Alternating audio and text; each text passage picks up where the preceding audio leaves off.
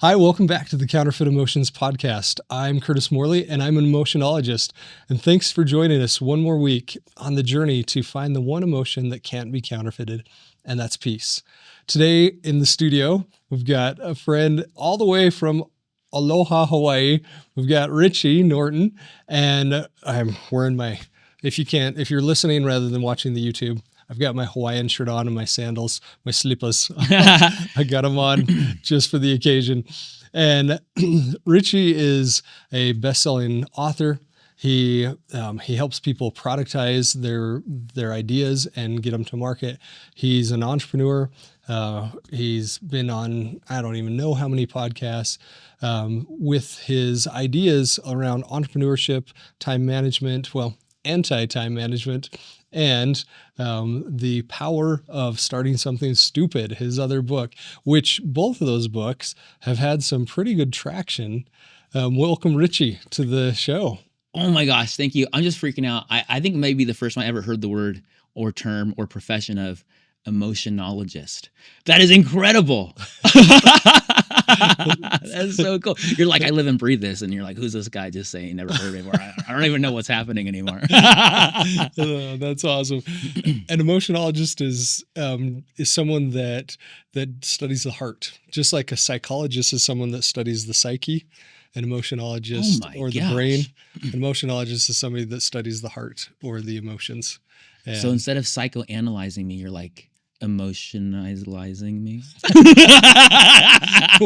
we'll figure that one out. I'm sorry, I'm a crazy person. It's over already. Yeah. Oh my gosh, I'm so bad. Yeah, and it's I've heard several of your podcasts online, and tell us about, just kind of give us an overview of how you got to today.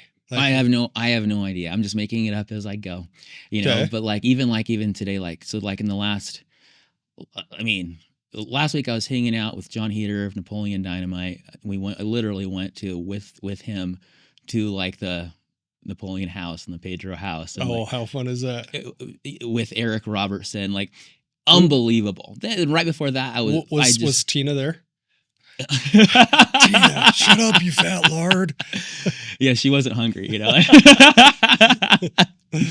just before that, I drove across the country to Mississippi and to Florida with my wife. And just before that, I was in Bali.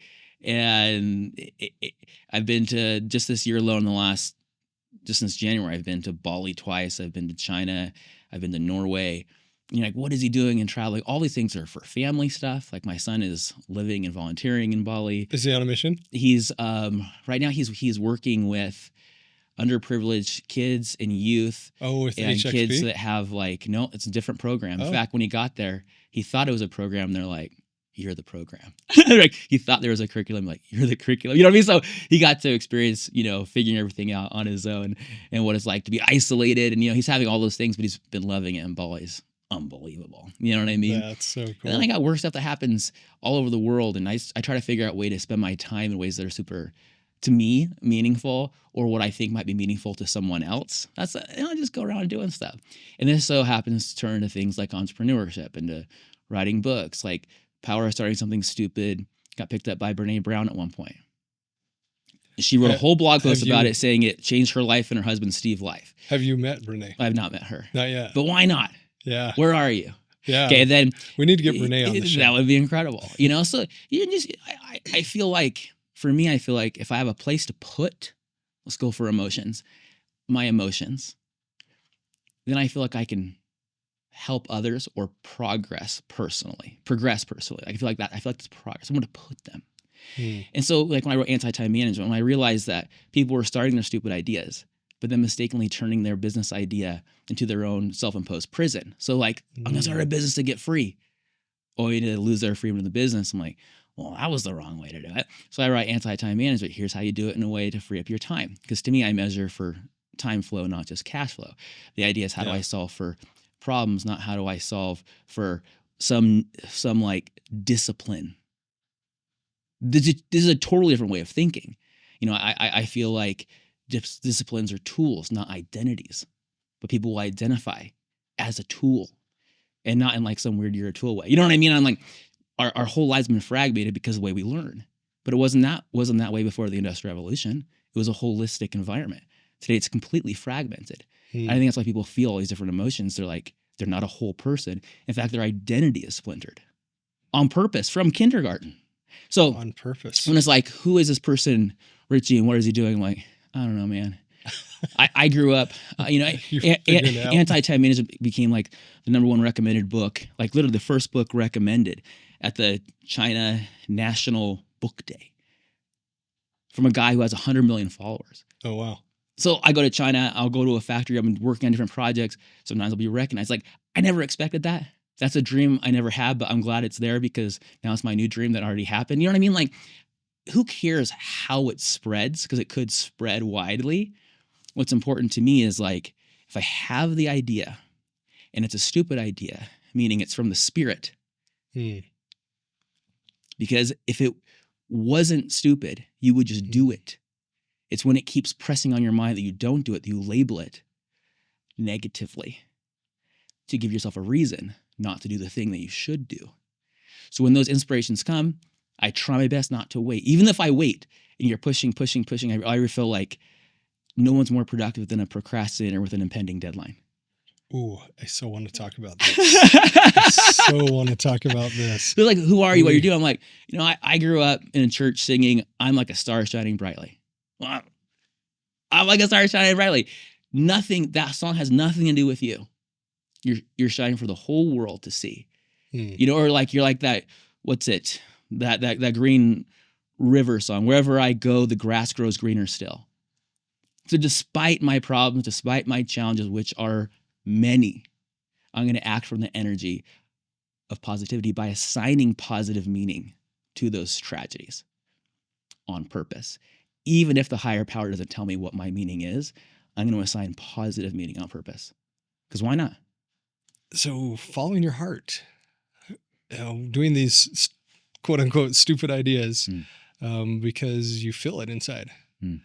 And then the idea of not procrastinating. Can we dive into this for a second? I love procrastinating, by the way. You love procrastinating? Okay, you got to tell me why. It's awesome. Why do you love procrastinating? Well, perfectionists are actually procrastinators. And procrastinators are actually perfectionists. Procrastination is this. I went with some people to dinner, and it was a steakhouse. And the bread comes out. They fill up on bread. They order small steaks. They finish half the steak and leave feeling like junk. Okay. I'm not on this now, but I was on a keto kick. I don't eat the bread. I order a giant steak. I leave feeling outstanding. And I'm not even full. I'm just satisfied. Procrastination is like filling up on bread and not leaving room for dinner. Therefore, if you are a procrastinator, you have to think, how can I impose a deadline? Because everybody knows that even people who say they aren't procrastinators, and by the way, I haven't met someone who says they're not a procrastinator. So if 100% of people are procrastinators, how does that work? Because most people get things done the night before it's due. There is a lesson in that. Self-imposed or with an accountability partner or with somebody outside of you telling you to get it done is essential to productivity. Wow. So I've heard you talk about time management, and I specifically wanted to talk about procrastination because procrastination is fascinating. Something I've looked at, something I've struggled with. Like, I love your idea that 100% of the people you've talked to are procrastinators. Do you consider that sometimes you procrastinate? Oh yeah. Who doesn't? There's absolutely times I procrastinate. And then they say, well, that's why I have a calendar and that's why I do this. And yet they fill up their calendar with non-essentials. They fill up their calendar with all the things they don't actually want to do, but feel like they have to do, which are probably unnecessary when you don't have to do that at all. Like an open calendar, like literally an empty calendar is leadership. because that means things are handled. If your calendar is full, how are you leading? You're doing it yourself. It's the opposite of leadership. That doesn't mean you can't put things in your calendar. It means you choose what's in your calendar, which, as Covey would say, are the big rocks. Most people fill it up, the jar, with the little rocks. Yeah. But that's real stuff. I know I'm saying it in a strange way, but that's real, man. That's real. It is. It's absolutely real. I like the analogy of the bread and the steak. Yeah, man. You're filling your whole stomach with bread, feeling sick at the end. And when you say you're not, like, no one's more productive than a procrastinator with an impending deadline, one, I mean that in a positive way because you finally get that thing done.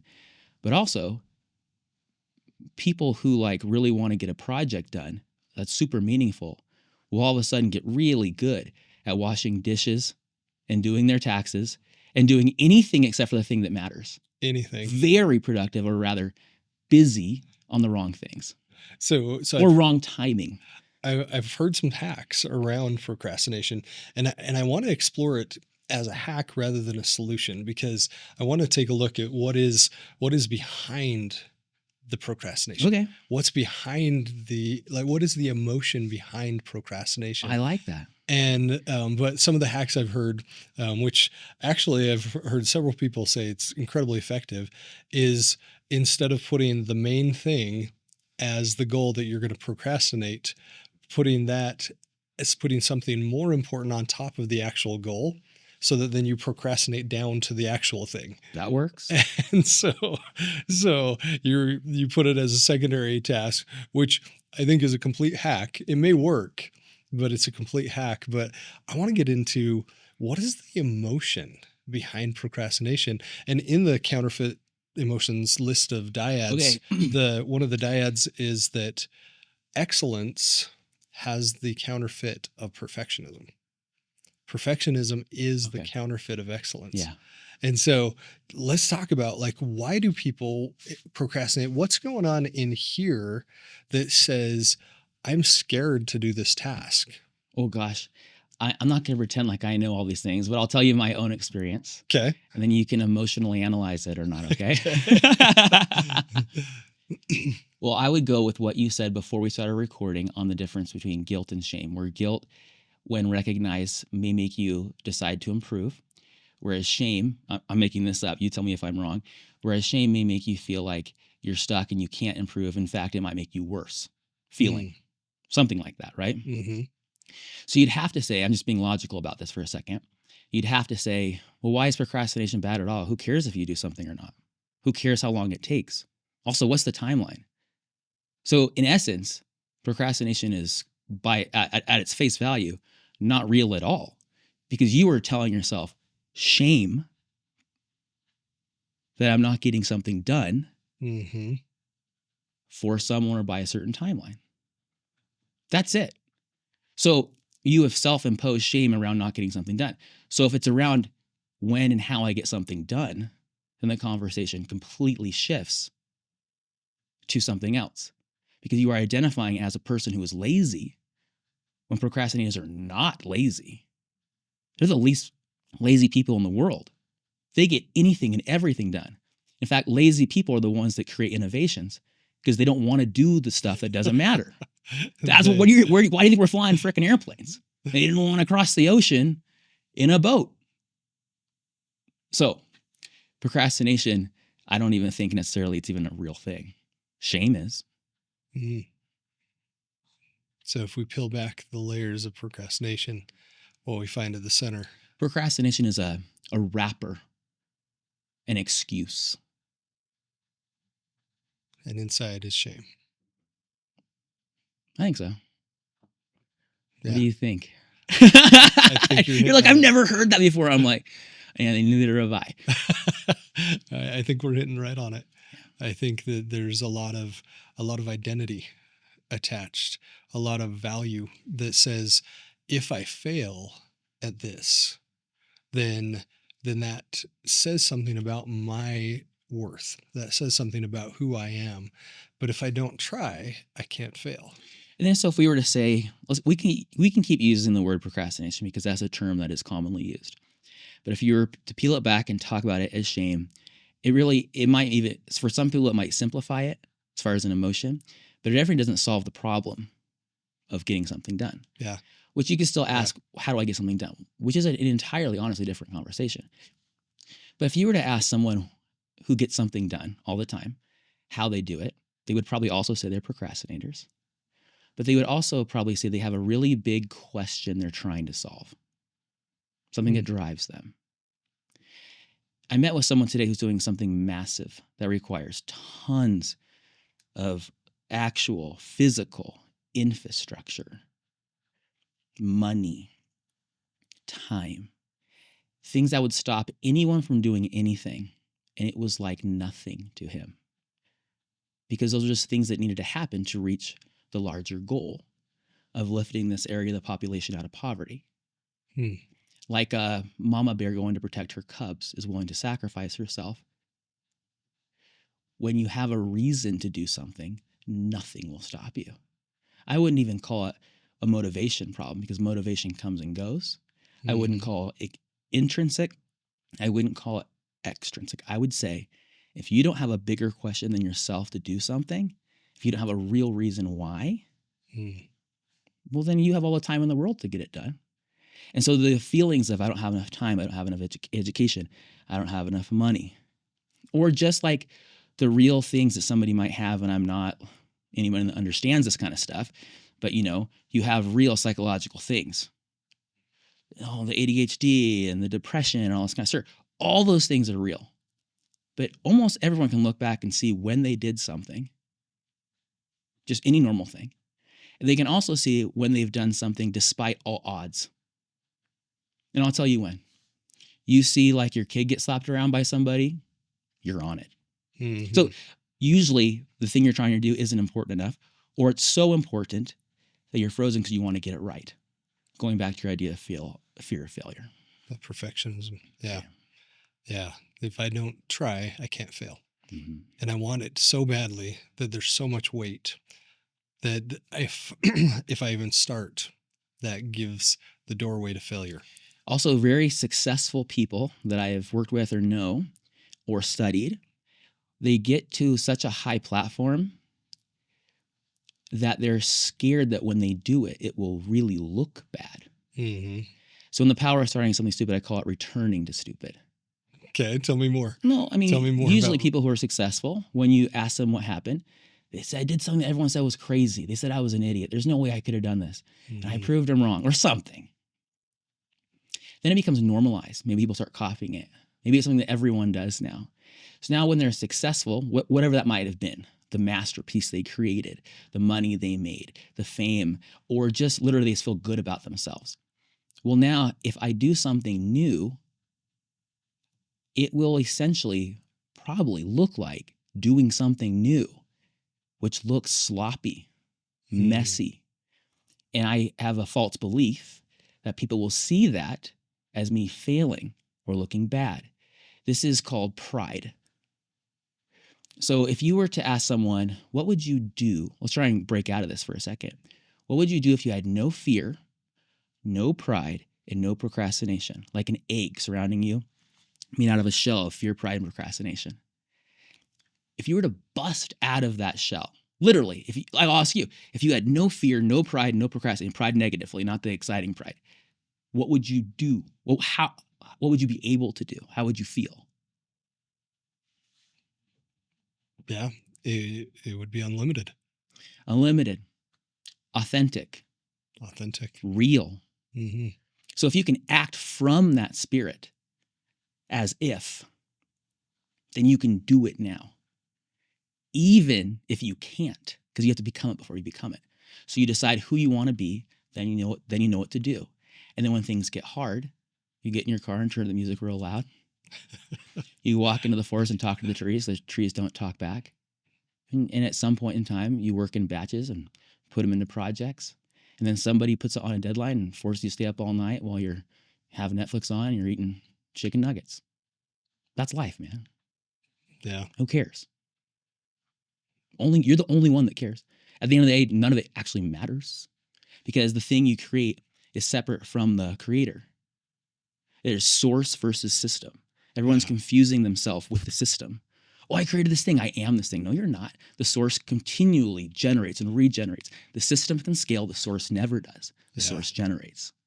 And letting go of that identity, because the Buddhists say that attachment is the root of all suffering. Yep. And when we attach to an identity of, okay, I've got to be this cool guy entrepreneur, I've got to be this, whatever it is, even what we consider positive identities of, oh, look how great a dad I am. Look at what, look how great a businessman I am, whatever it is. When we attach to those, then all of a sudden the weight comes on. And the big lie that perfectionism tells that excellence doesn't have is that perfectionism doesn't care about being perfect. It only cares about the perception of perfection. Yeah. Interesting. It only cares about how I am viewed. It doesn't actually care if you're perfect or not. Well, that's really interesting. Identity is an interesting word because people are, tell me if I'm wrong, but when people say identity, they also think I am. Mm-hmm. They're one and the same. They're synonymous, but they couldn't be more different, honestly. So if you need to stop thinking of identity as I am and as a tool. So like, I believe in identity in the sense that if I say I will write a book, I know I will never write a book because I always have I will. And I will never get it done. But as soon as I say I am an author and I have a book project, then I act as an author, behave as an author, and I begin writing. But I'm not an author forever, and I'm not an author always. I'm myriad of things. But if I use author as a tool, then authoring gets done. This is a revolutionary thinking, and it is the kind of thinking that the polymaths, the Renaissance men, that's the way they lived. Michelangelo, Leonardo da Vinci, they didn't think in disciplines, they understood them. They were trying to reveal the face of God in marble and paint. Today, we do identify people as sculptors and painters. Mm-hmm. In fact, the experts now look back at the people in the Renaissance through the lens of disciplines and wrongly associate them with the lens of an identity as an artist. They were just faithful Catholic boys trying to understand God, but in essence, they were trying to become something through their masterpiece. The artifact reminds us of what they were doing, but it was never about the David. It was never about. Did you know that Leonardo da Vinci carried around the Mona Lisa with him for 14 years? I did not. It was a place for him to put things. We have to have a place to put things. Wait, tell me more. I've got to hear this story. He carried around the Mona Lisa for 14 years. You can fact check that. Because he wanted to put things. Like what kind of things? What was he? Every time he had a thought. You see his sketchbooks and his notes, and you're like, this guy's scattered. There's like science and math and art. And he would say something like, the whirls of the water look like the curls in the hair. He was seeing patterns everywhere. And then he put them somewhere. That's what people are missing, is putting something somewhere. I carry around a book with me in my head. So everywhere I go, even if I'm distracted or wasting time, it's never a distraction, never wasted time, because I can re-engineer it, rethink it as a systems thinker who thinks in a complete sentence from beginning to end that it's going to go somewhere. Yeah, man. Why don't people talk about this? Well, they don't know. And two, because of the Industrial Revolution, the same way they divided labor, they divided education. Therefore, we've become slivers of people. That's why with AI taking over everything, people are like worried. But if we just go back to being human, maybe we can be whole again and not disciplines. It's ridiculous. I love that. I really love that. And I want to backtrack just a minute, because this is one that I've wrestled with, is the concept of I am. Because whenever we attach I am to anything, like for me as an entrepreneur, we're Inc. 500, 6 years in a row, Hall of Fame, blah, blah, blah, all of those things. And I attached to I am an entrepreneur. I attached my identity to that, and it was damaging. It was I agree. incredibly damaging. It's also a bottleneck. Yeah. And yes, such a bottleneck. Yep. Because That was an aha moment. I saw it in your eyes. yes, It is. It is. It's such a bottleneck. And for me, like, we won, number one fastest growing company in the Silken Slopes. And that was such this perception of perfection. We're the number one in all of the Silken Slopes. We're so cool. And we have a trophy on the wall, and we're in a magazine, and look how cool this is. But perfectionism says, now I have to stay there.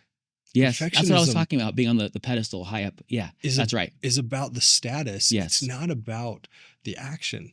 And so for me, having to let go of those things, let go of all those titles, I found that there's only one. There's only one title that can't be destructive, and that's I am a child of God. I love that. Yeah. Every other title says I'm going to attach my worth where my worth doesn't live. My worth lives with God. It's also you act from a different frame, so to speak. If you believe that you are a child of God and you can become like God, you will act 100% different than someone who believes that they are predestined to do something, and regardless of how they think or live, it will happen. Yeah. And I'm not even saying to someone listening to this, they have to believe whether that's true or not. I'm just saying someone who believes how they behave will make a difference, either in this life or the next, regardless of what that means, will behave completely different than the person who believes the opposite of that. Yeah. Yeah. So I am is very important. Yeah. Yeah. So like, I look at Atomic Habits, and he talks about this a lot in Atomic Habits of putting the identity on before you actually achieve it. And what I've found, and I'd love your thoughts on this because it's something I've struggled with, of how do I balance this? But what I found is I replace I am with I choose. And that's good. And saying, I choose to be a husband.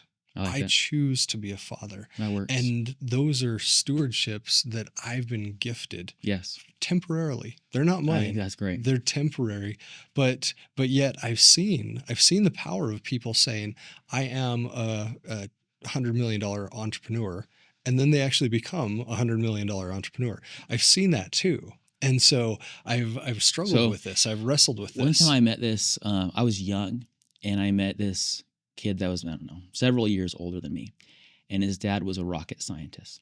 And I don't know what makes that relevant, but he said something intelligent to me. Okay.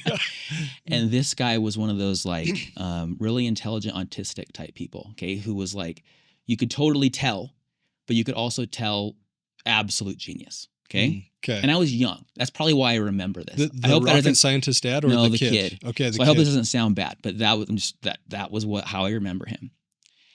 And I don't even know how it came up. Okay. But he said this to me.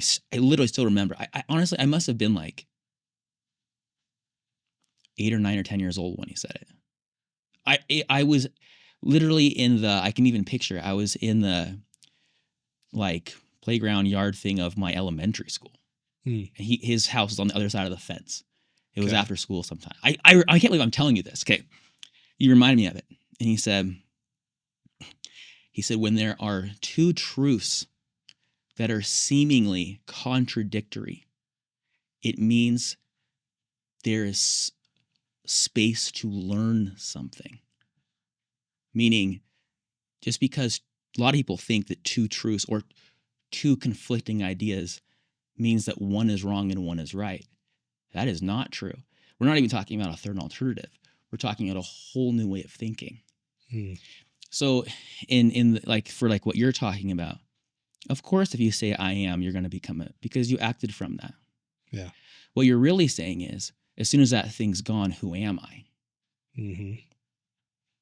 Yes, this is exactly it. That's it. Is when we strip away all of the I ams, there's only one left. And then you say, well, who am I? Then you're also saying, well, it's bad if I don't know who I am. And so I have to become someone else. And then we have midlife crisis. That is the cycle of life. Mm-hmm. My kids are now grown, and we look at ourselves as parents and go, what do we do now? You know, my poor wife, I'm like, am I a mom anymore? And I was like, yes, of course you're a mom. And, you know, and then, well, what if my kids need us or not anymore? Well, of course they will. And all we found out is they need us more than ever.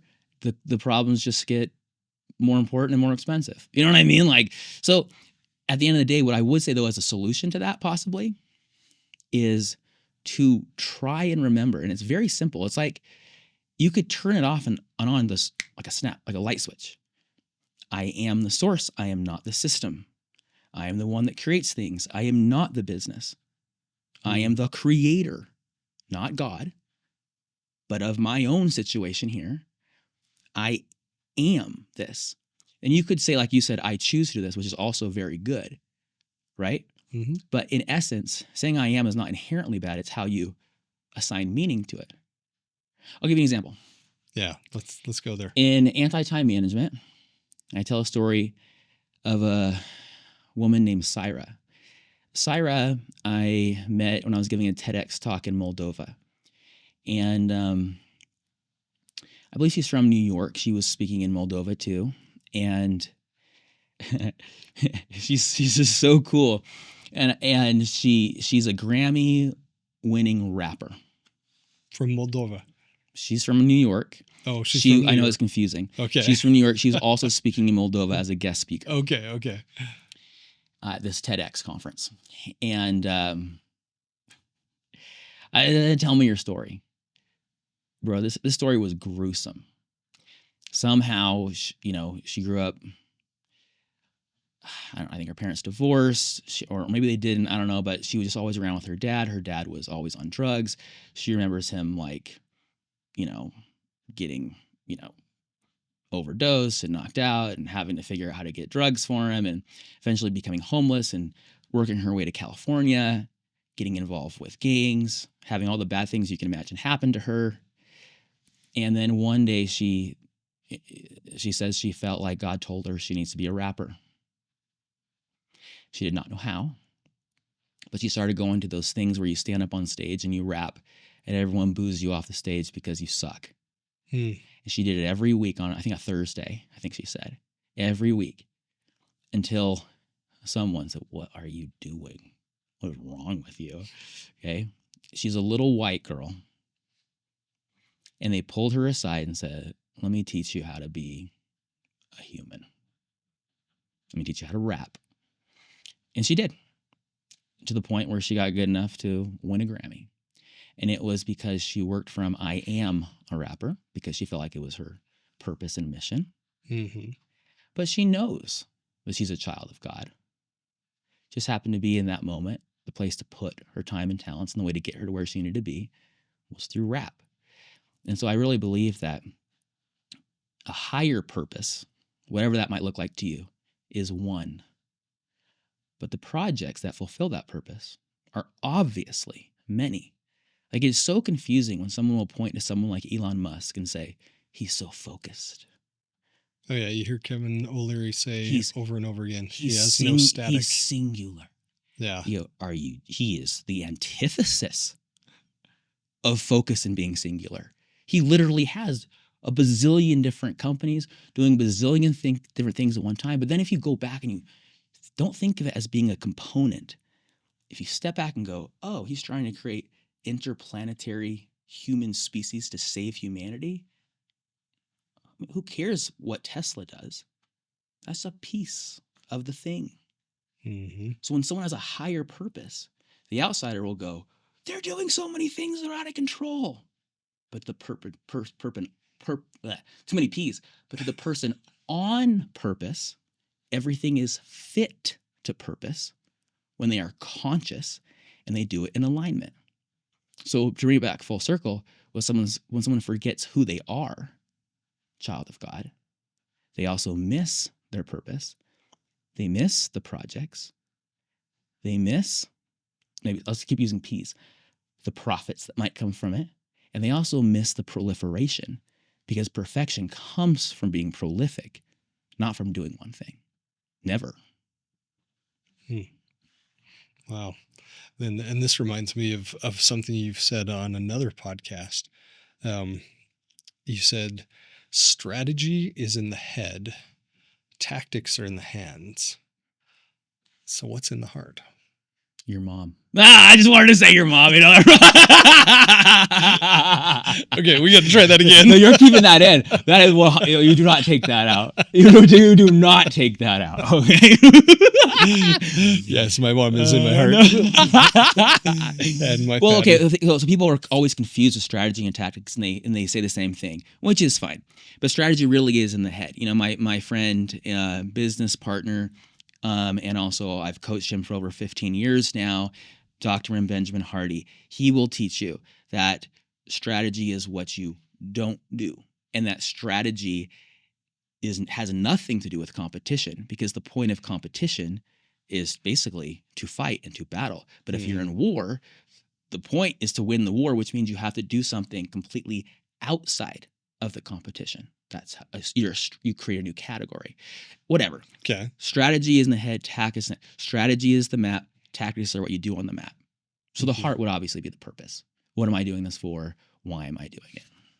And what is, like, I've heard you describe this, but for our listeners, what is the purpose behind the purpose?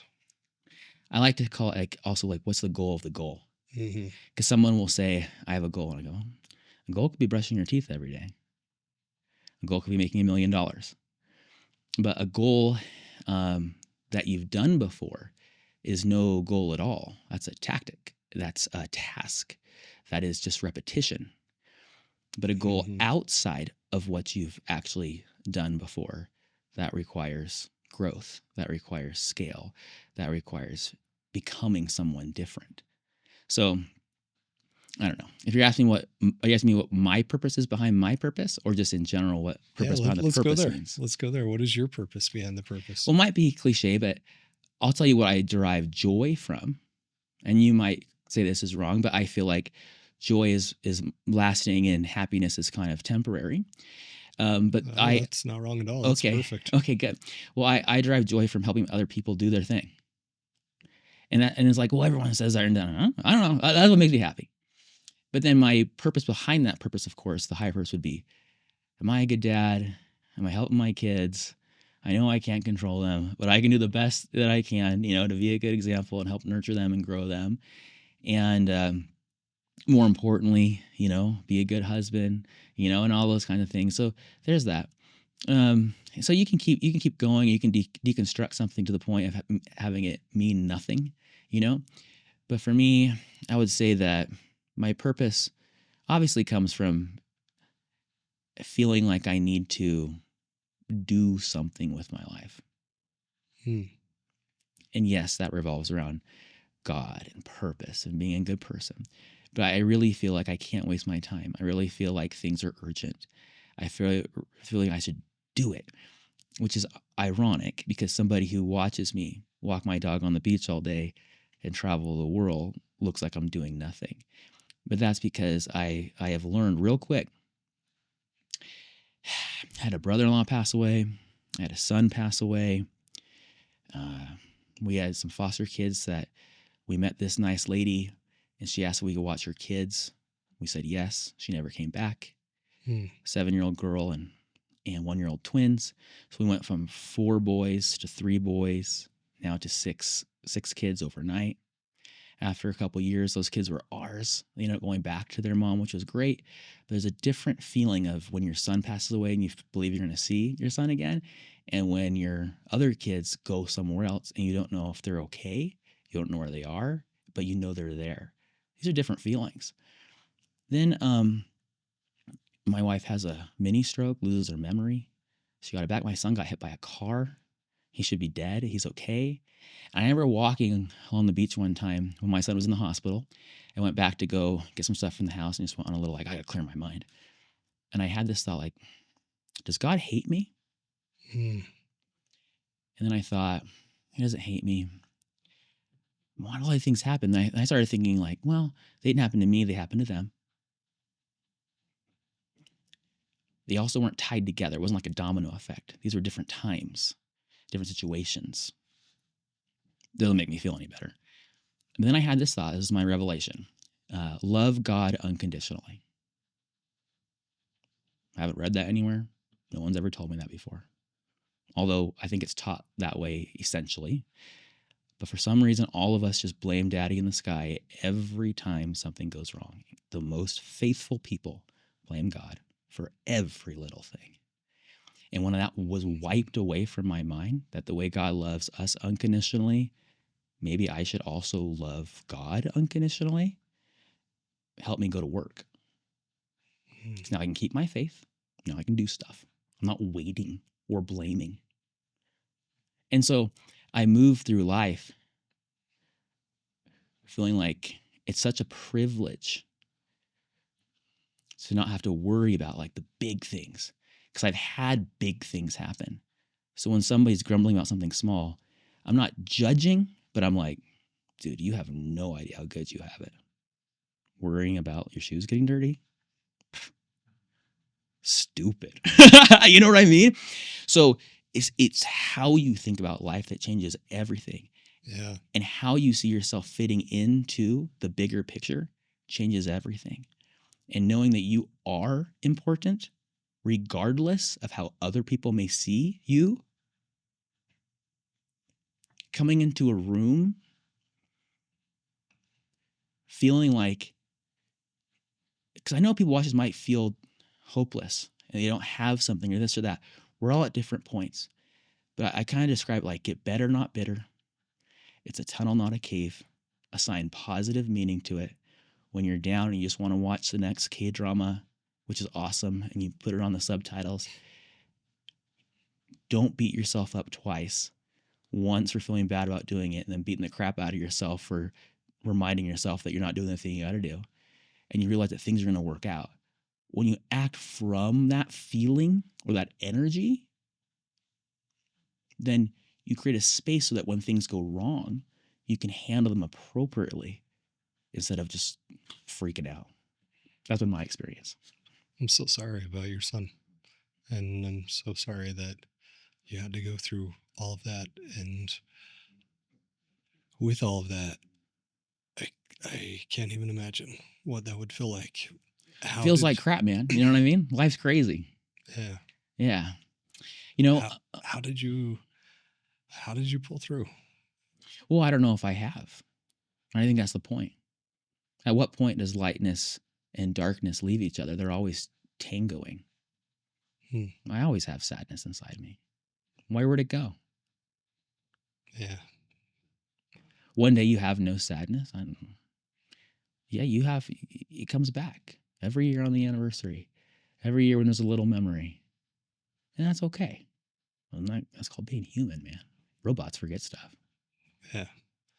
When you describe that walk on the beach and that revelation of not only does God love you unconditionally, but it's time to love God unconditionally. Yeah.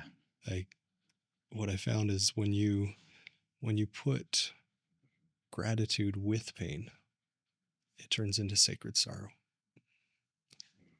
I believe that. Instead of the bitterness, instead of the anger, instead of and you say, well, wait a minute, Curtis, what are you saying? I lost my son. How can I be grateful for that? Yeah, man, people are like, well, would you like those crazy questions like, would you change it if you could? Well, of course I would. Don't be a freaking idiot. I'd do everything to change that. And you go, but what about the lessons you learned? Like, screw the lessons, I'll learn other lessons. Like, so we can always positively say, I did learn a lesson for it. So I call it Gavin's Law, because my brother-in-law that passed away was named Gavin.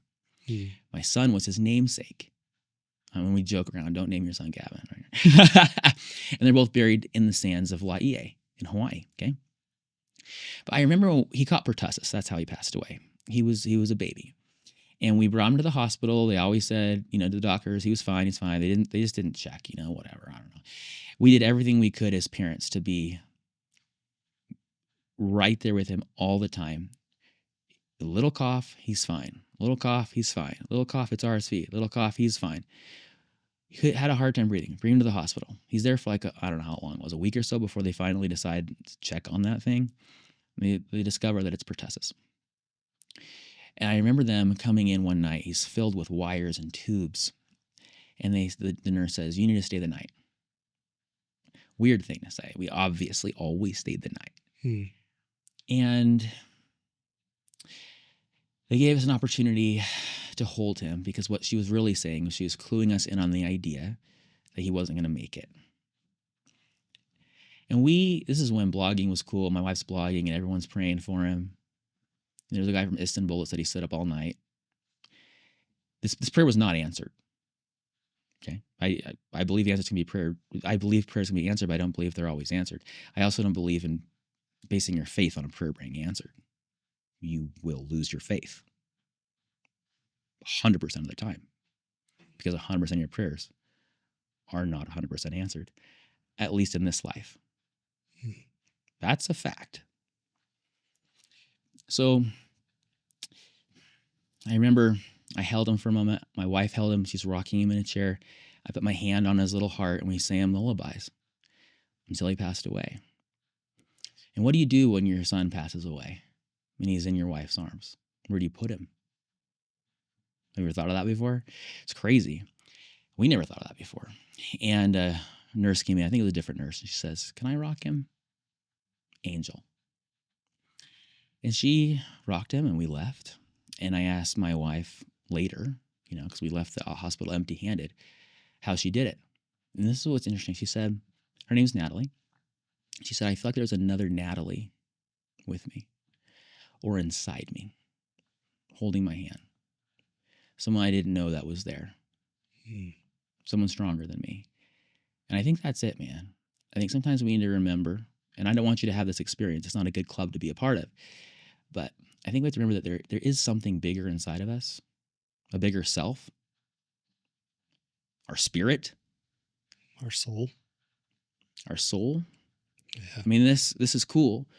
There's something inside there. And I think if we can remember that, we actually can meet problems that are bigger than ourselves, whether they're self-imposed on trying to create some kind of business, or whether they're forced upon us by being in the world. And I also believe that the greatest miracle of faith is maintaining your faith when there is no miracle. Where in the scriptures did most people land? No miracles. Even the most faithful had the most brutal things happen. It's literally a story of faithful people having horrible things happen to them every day. Do we not remember that? We don't, because we highlight the ones that worked out. 99% of them didn't. This is the life we live. It's awesome. I love it. So at the beginning of this talk, we're talking philosophically about things. Then it gets real. And so people watching this might go, "Whoa, crazy thoughts, crazy life. How can he smile?" And I go, you get to choose what energy you act from. Yeah. And one thing I've learned is that in my deepest, darkest pain, I pleaded, I begged for God to take away the pain. And he didn't. But what he did was he sat with me. He sat with me in the pain. And when it hurt so bad, I wanted a mountain to fall on me, he wrapped his arms around me. He didn't say, "I'm going to take this from you." He said, "I'll be here with you as you feel it, as you go through it." Like he did. That's beautiful. You've probably shared it before, if you don't want to, but what was going on? In my life, I was going through a really hard divorce. And I had one of my best friends from college. He was struggling. Actually, those two events, his struggling and my pain, were the reasons that I'm doing this. I used to be a tech entrepreneur. I used to be someone that was always looking for the trophy in the magazine article and the Inc. 500 list and all of those things. And my friend Jerry Williamson, I think it's important to say his name. And it still hurts. He didn't understand the difference between guilt and shame. He didn't understand the difference between pain and misery, and he didn't understand the difference between sobriety and recovery. And because of that, Jerry left us. I'm so sorry. The pain got too much. Yeah. And I'm not okay with how he left us. I'm not okay with that, because he didn't have to go. I truly believe he didn't want to end his life. He wanted to end the pain. And if he knew the difference between guilt and shame, if he knew that sobriety is not recovery, that misery is not pain, and I get to choose, if he knew those things, I believe he would still be here. And that's why my life changed, was because now I can share that message with others. Oh my gosh. I'm so sorry. You said the difference, if people knew the difference between guilt and shame. I don't want to assume anything. What would he want to know about the difference between guilt and shame? What would Jerry want to know? That guilt heals. That guilt connects. That we do things wrong all the time. Like, I love your idea of starting something stupid, because we quote unquote fail all the time. We make mistakes. We're fallible. And I think that's perfect. I think we are perfectly imperfect beings, just the way we're meant to be. That we're going to make mistakes. We're going to screw up. And we're going to screw up pretty big at times. And guilt says, connect. Shame says, hide. Oh, okay.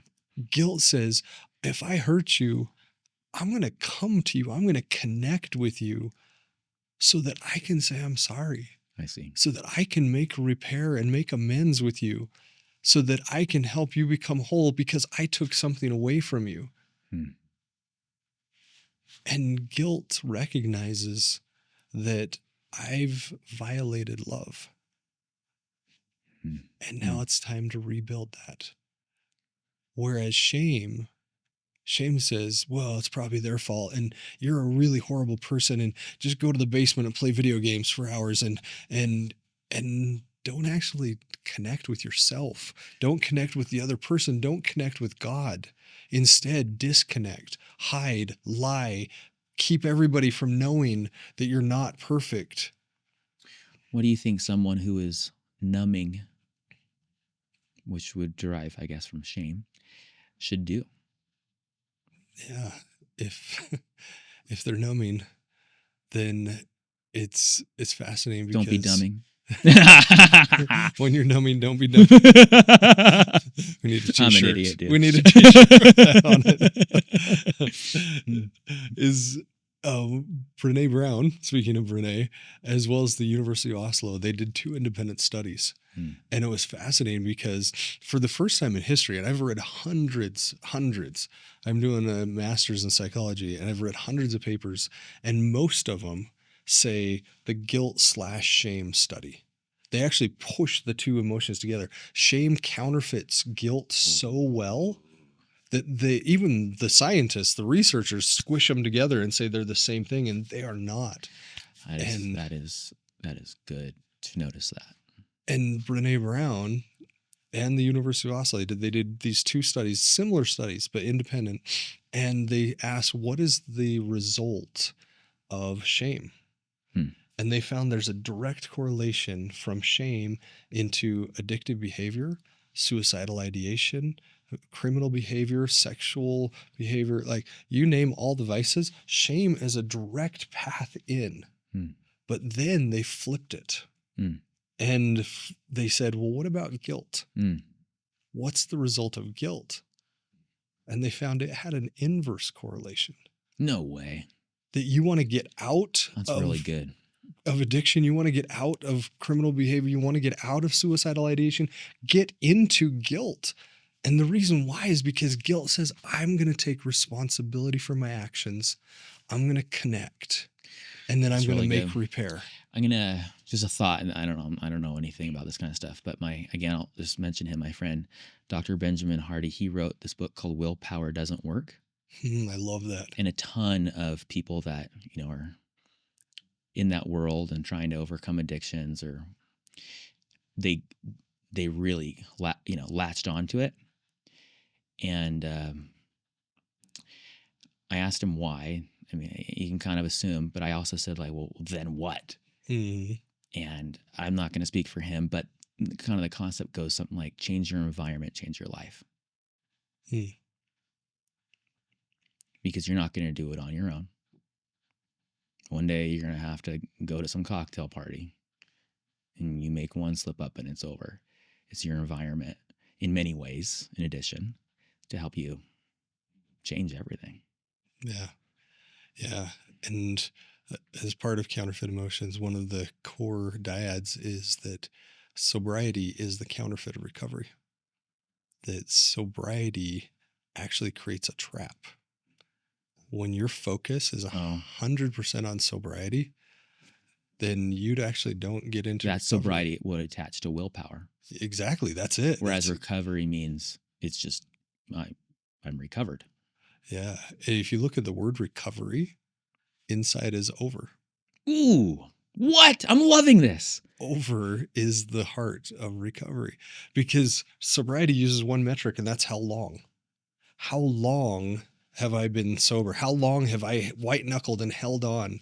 How long? And there's zero correlation. Right. There's zero correlation for the length of time you've been sober and how deep you've gone into your soul. How much recovery you've experienced. Covey was a mentor of mine, and so was Stephen M. R. Covey. And they would say, begin with the end in mind. Mm-hmm. But I also learned that he didn't say, begin with means in mind. Tell me what you mean by that. Ends are not means. So in your case here, sobriety may be a means to an end, which is recovery. Yeah. Not recovery itself. Yeah. And the new research, the new brain science shows that the dopamine dependence cycle, that it requires that part, you do need to be sober, but it's only for 2 to 4 weeks. That's it. Interesting. Your dopamine will reset. Your dopamine will reset after 2 to 4 weeks. And they used to think this is like a lifetime. If you've been looking at porn for 20 years, you're going to take 20 years to recover. No, that's a lie. You're going to take 2 to 4 weeks to get out of the dopamine dependence cycle, but then sobriety's done its job, and let it be. Now it's time, instead of asking how long, is to ask how deep. What? That's really good. Because I love when you're saying this. I don't know anything about this. I can only just listen to you, but I could see people telling you all the reasons it's wrong and how it hasn't worked for them. And they probably have all the reasons. But what I like that you're saying is it gives hope. Yeah, there's so much hope. I can try again. I can start over. I don't have to give up. Yeah. It's okay. Yeah. I like that. And because of that misdirected metric of time, it's what coin do you have? Do you have your 1 month coin, your 10-year coin? It puts it in a box of perfectionism. Oh, interesting. That as soon as I have one lapse, then I get my coin taken away. I have to give my 10-year coin back, and I start over with my 1-day coin. And it says, even though I've run 26 of the 26.2 miles for this marathon, sorry, you have to start back at the beginning. Oh, that's interesting. And that's, in real life, you're not starting over. It's a mistake. So don't give up. Yeah. Maybe you're starting from the beginning with your, the awards you got, but you're trying to say that hurts people. It helps some, hurts others. Again, I don't know anything about that, but I know that happens with food. Yeah. You make, like, if you're trying to diet and you tell yourself you made a mistake, meaning you ate one piece of cake at a birthday party. So instead of just moving on with your life, you then go crazy and eat the whole cake and maybe another one before you go to bed, and then one more. Yep. And then that was unnecessary, but it was a choice you made because you essentially gave up hope for a moment. Yeah. You forgot who you were, so to Yeah. speak. Yeah. And Interesting. circling back to Or what you've previous, done. Yeah. yeah, Fascinating. circling back to what we were talking about before. This is why you study emotions, because it's something you're saying, hey, sure, there's psyche, sure, there's this and that. But at the end of the day, we're emotional beings making emotional choices. So if we can understand our emotions, we can make better choices. Yeah. Every choice we make is based in emotion. Interesting. It's not logic. We talk about logic, but then we behave on emotion. we use logic to back up the emotion, but Fascinating. the decision is made on emotion. Fascinating. Every single one. And what a cool discussion, man. Interesting. Yeah, that's very interesting. That's where we got to dig. We got to dig in those emotions. We got to ask what's inside. And the visual that I like to paint is it's like taking a beach ball down to the beach and trying to hold it under the water. Oh my gosh. Farther down you push it. That's hard to do. I've tried many times. Yeah. And a small beach ball, right like a large man has trouble pushing it down. And the farther it goes down, the more pressure there is to shoot it back up. That's pretty good. And that's what sobriety teaches. It's a great visual. Let's push our emotions down. Let's push them down. Let's push them down. But if you're pushing the demons down, that means you're carrying the demons. Wow. And instead of pushing them down, it's time to pull them out. Wow. It's time to actually go to lunch with that thing that's screaming in your soul, sit across the table and say, teach me. Tell me why you're screaming at me every day. Ugh. Help me understand what purpose you have in my soul. And when we do that, we learn that it's not a demon after all. Dude, I don't know all the things you've gone through, but I can tell in your eyes that you're a good dude. Thanks. And you mean this. I do. And you love it. And you have a strong purpose. And you're helping someone. And you're probably helping millions, I'm sure, over time through these videos and over the course of your life. And you'll never know the effect you have. I don't know, man. I don't know. I love you, bro. This is really good. Thanks, Richie. Love you right back. Yeah, man. So with Counterfeit Emotions, the one emotion that has no counterfeit is peace. Where does Richie Norton find peace? Oh my gosh. Well, it might not be an answer you would have thought of, but I find peace in the ocean. I find peace by water. And in my head, I find peace when I feel like you really only notice or worry about peace when there is a war inside of you or outside of you. In times of peace, we don't really notice our peace. We take it for granted, as they say, right? We don't even think about it. But in times of war, so to speak, in my head or in my life or in my family or outside, of course I find peace in my Savior, Jesus Christ. And of course I find peace in God and in my faith. But also, like when my kid's in the hospital or my wife lost her memory, or when all these things happen, even understanding it will be okay doesn't give me instant peace. When someone will say to you after your kid passed away, it's okay, you'll see him again. That does not feel good to anyone who's ever heard that. Never. Well, yeah, I know, but it doesn't make me feel any better. And so, since peace has to come from the inside, and since peace comes and goes, but maybe I'm using the wrong word, because maybe peace is always there. Peace then would be being on a ship that when the wind is blowing and the waves are high, and it's okay if you die. It sounds gruesome, but every day, you can ask my wife and ask my mom, I think in my head, today might be my last day, and that's okay. So I did my best every day. I don't want to die. I plan on living to be at least 140, especially with all this AI stuff, right? They're going to put little guys in your body and fix everything without you even thinking it, right? So I'm not trying to be anything like that. I understand I appreciate life because I know how precious it is. And I think peace comes from gratitude. I love that. Thank you, Richie. You're welcome. And, Good times. And thank you for joining us one more week on the Counterfeit Emotions Podcast. If you felt peace through this episode, click the like, click the subscribe, share this with others that you know who are searching for that same peace. And until next week. Later.